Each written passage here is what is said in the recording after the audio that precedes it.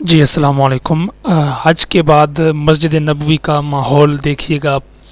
الحمدللہ بڑی عید بھی گزر گئی اور حج کی جو مناسک تھے ارکان تھے وہ بھی ادا ہو گئے۔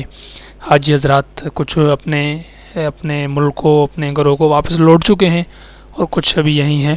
تو مسجد نبوی کا یہ ماحول آپ دیکھ سکتے ہیں، حج کے بعد کے مناظر ہیں۔ مسجد نبوی کا اندرونی منظر آپ کے ساتھ شیئر کیا جا رہا ہے۔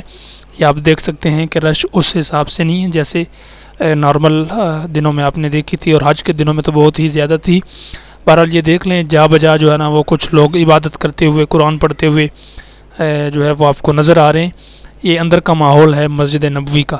اس طرف بھی آپ دیکھ لیں کچھ جو کارپیٹس ہیں ان کو لپیٹ بھی دیا گیا ہے، شاید گرمی کے پیش نظر یا کوئی وجہ ہو۔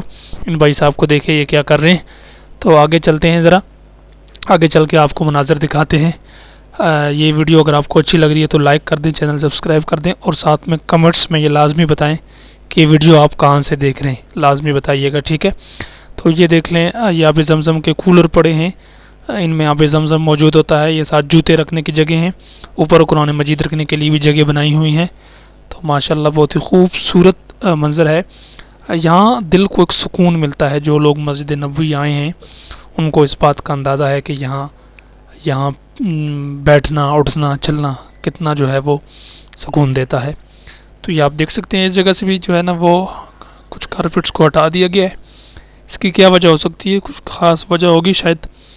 بہرحال اس طرف دیکھتے ہیں، یہ بھی کولر پڑے ہوئے ہیں۔ سامنے کے مناظر آپ دیکھیں، یہ چاروں طرف سے جو ہے نا، یہ اوپر سے جو ہے نا وہ جو جگہ اوپن ہے اس کے نیچے سے کارپیٹس کو ہٹایا گیا ہے تاکہ روشنی بھی آئے اور کارپیٹس کو بھی کوئی ایشو نہ ہو، تو شاید اس وجہ سے۔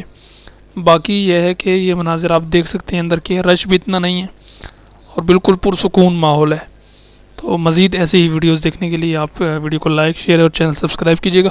اللہ تعالیٰ آپ کو مجھ کو سب کو مدینے کی مکے کی زیارت نصیب فرمائے، آمین۔